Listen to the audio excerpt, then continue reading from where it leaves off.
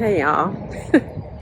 I'm currently walking through the park in Kenya, so pardon me if my phone is a little shaky. I'm literally just holding it with my arm outstretched. But I'm walking through Uhuru Park.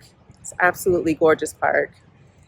And I was just thinking about the fact that this word, Uhuru, has shown up for me twice this year in a major way.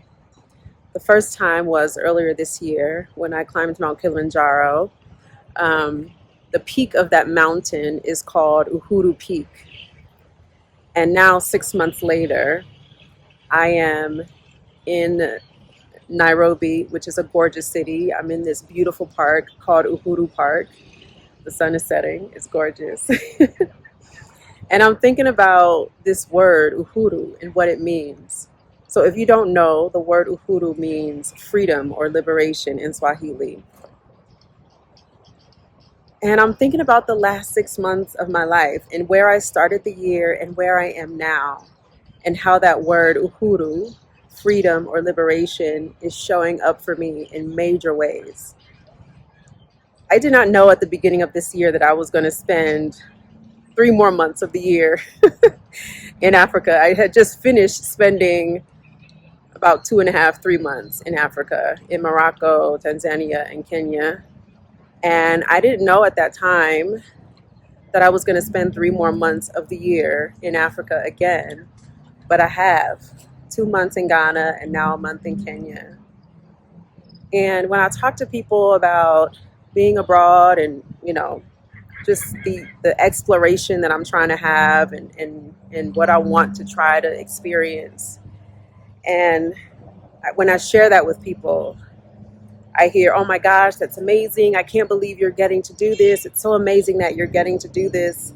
And I really was thinking about the phrase get to do, because I think we spend a lot of times waiting to do the things that we want to do, waiting until we get to do those things, as if someone has to give us permission, as if someone has to sign a permission slip, as if someone has to kind of give us the go ahead to go ahead and live our lives and do the things that we desire. And when I think of this time that I've spent abroad, I don't think about something that I'm getting to do as if someone has given me the permission or someone has allowed me. I'm thinking about the desires that I've always had ever since I was a child. The desire to see Africa, to travel Africa, the desire to be connected here, and even just the desire to see the world, to travel the world and have a connection larger than just the city or the state or even the country that I came from. I'm thinking about how I decided to just go for it. My arm is getting tired now. I'm thinking about how I decided to go for it. And of course, I prayed about it. I believe in praying about things. But I also thought about the fact that there's so many things that I desire for myself. And I've thought about, well, when is that going to happen for me? How is it going to happen for me? I have a desire to spend time abroad. How is that going to happen for me? Is it going to be on somebody else's dime? Is it going to be somebody else giving me permission to do it? And I realized in that moment that I didn't need to wait for some sort of parental type permission. But I think that's something that a lot of us are waiting for. We're waiting for explicit written permission. We're waiting for someone to drop us off. We're waiting for someone to pick us up and carry us to the thing or to the idea or to the action. We're waiting for permission. And because we're waiting so long for permission, we're not actually living. We're not actually going after life. We're just waiting until we get to do the thing, as opposed to deciding to do the thing. You know what I mean? And so I wanted to just share that if there is a desire that you have, and you have You have a strong desire, you have the ability, you have the means, or maybe you don't even have all of those things. Maybe you just have the strong desire. If that does not, if it persists, then take that as your permission. Of course, you seek wisdom. Of course, you seek counsel. Of course, you pray. You talk to people who you believe are wiser than you. You do all of those things, but none of those people have to give you permission. I'm thinking about the word uhuru, freedom, liberation, and how you can grasp that, how you can grasp your freedom, how you can grasp your liberation, how you can take hold of it so that you can have the life that you desire. You know, there's a comedian and a content creator. His name is Kev on Stage. And earlier this year, he posted a video talking about how it was good that he got fired from his job when he was living in Seattle. Because one day he took a break from his job and he said that he was going to work with a client. And he actually was. But when he finished working with the client was located near Mount Rainier. And so he decided that he was going to go visit Mount Rainier because it was just so majestic. And he was on work time visiting Mount Rainier when he was supposed to be back at work. And he just told his boss, oh, you know, it took a long time with the client, yada, yada, yada. And he was like, it was good they fired me because I wasn't taking that job seriously. But he said, you know what? Mount Rainier is majestic. And I'll take majestic over job any day. So in the middle of recording that video, I was getting kicked out of the park. The park was closing and they were ushering people on out, so I had to go. But I wanted to finish this. So back to the story. Kev on Stage said, Majestic, he said, I'll take majestic over job any day. And that phrase, majestic over job, really stuck with me. And I actually commented on that video on Instagram. I commented, majestic over job all 2026.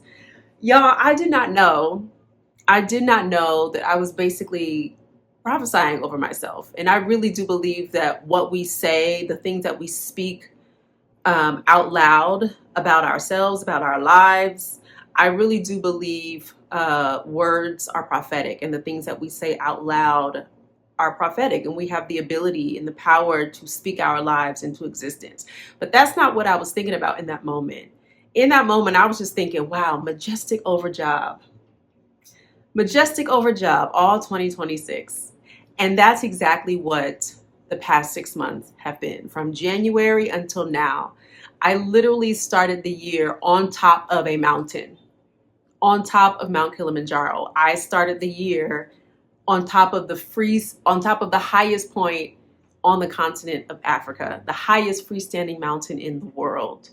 And then spent some time in Zanzibar, came to Kenya, went to Mombasa, spent one day in Nairobi, and then I went back to the US. And I was not looking forward to going back to the US. I didn't really want to go back.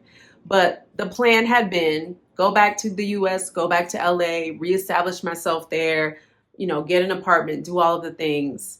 And I went and I started doing those things, and it very quickly became clear to me that something wasn't right. You know, I literally, and I said this to a few friends, I felt like LA was like rejecting me, trying to find a place to live, you know, get settled back into an apartment. And in the midst of all of that, nothing was happening. Nothing was going my way. I got scammed out of some money. Like it was nothing was going my way. On top of that, I got sick to the point of losing my voice, which doesn't ever really happen.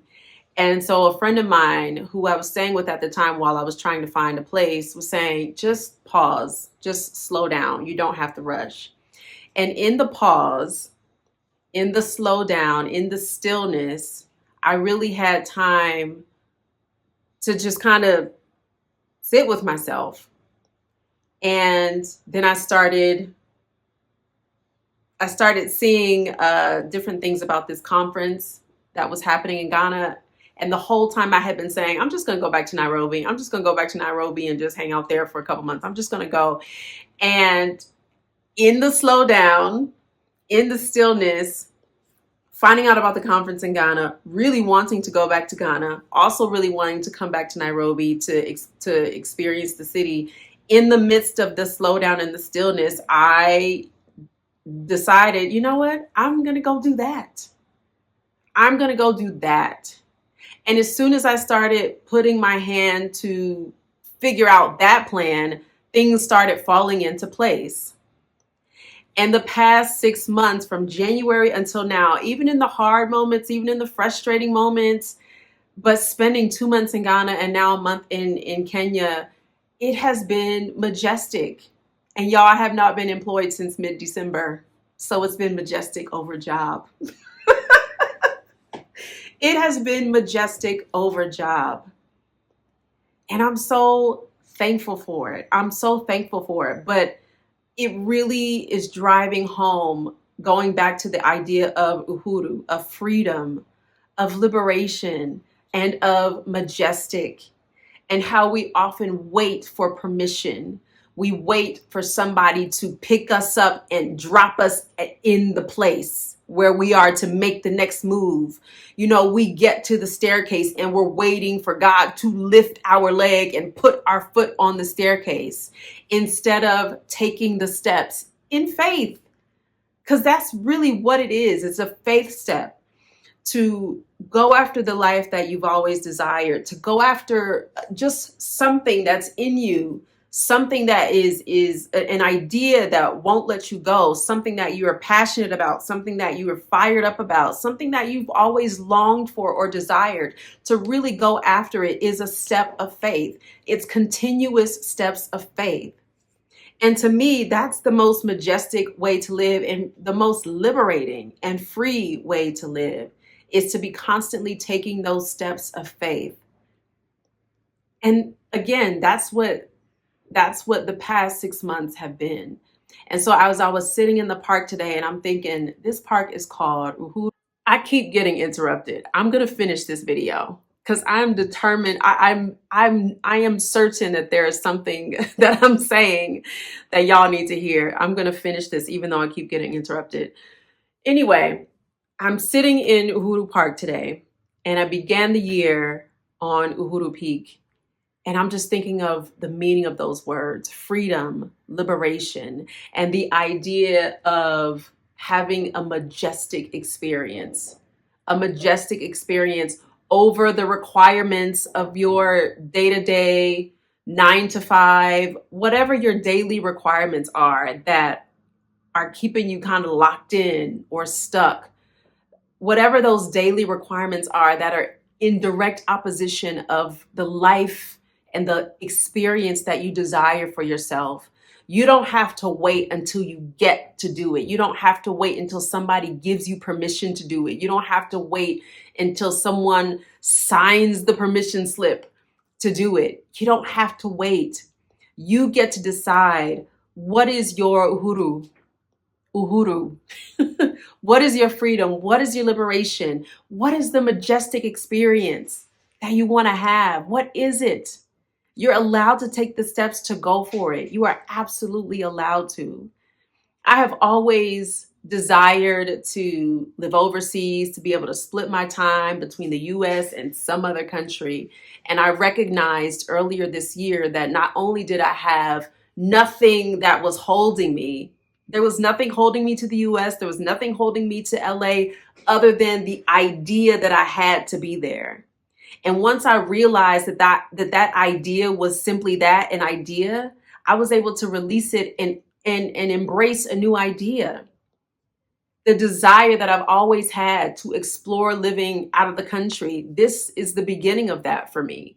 You know, I've traveled extensively for most of my adult life, but to make this decision that I've always had this desire, so let me go explore it now. There's nothing holding me. I have the desire, I have the freedom to do it right now. I have the ability to do it right now. There's absolutely no reason for me to wait. And again, I pray about everything. So as long as I pray and I feel a release and I feel peace about it, I'm going to take the steps. And I'm so glad that I did, because I now get to embrace Uhuru. I get to embrace freedom, liberation, and the majestic experience. Majestic over job. Majestic over job. So before I get interrupted again, my encouragement to you, my challenge to you is to sit with yourself and ask yourself, what is that freedom? What is that liberation? What is that majestic experience? What are those things for me? What do I want to go after? What do you want to go after? And what is the first step that you need to take? The first step might not actually be anything that's a physical action. Your first step might be, what idea do I need to release that's just an idea? And what idea do I need to embrace that's going to help me take those steps? So I want to challenge you with that. What is your Uhuru, your freedom, your liberation? And what is your majestic experience that you've been wanting to embrace? What is the exploration that needs to happen? What is it for you? You can drop it in the comments if you want to, because y'all know I talk back and I love a good conversation. So yeah, think about it for yourself. Share it in the comments if you'd like, but go for it. We're almost at the end of June, which means there are 6 months left in this year. And I know the world is wacky and crazy. I know it is. But there's still space for you to embrace the things within you that just won't let go. The things within you that just won't quit. The ideas, the desires that just won't quit. You are still here, which means you can still go after those things. So I love y'all. I'm going to leave y'all with a beautiful video of the park. But before I do that, make sure you subscribe. If you're liking my content, make sure you subscribe. As always, if you don't know me by now, my name is Tryphena Wade. I am a professional actor, Broadway, TV, film, certified master life coach. I'm a globe trotter. Right now I'm in Nairobi, Kenya, and I am embracing Uhuru, and I am embracing this majestic experience, and I hope you will do the same. Peace. I just want to show y'all this park as I'm getting kicked out of the park. But it's just so beautiful. It's just so beautiful. And the sun is setting in Nairobi, Kenya. Majestic over job. Embrace Uhuru for yourself.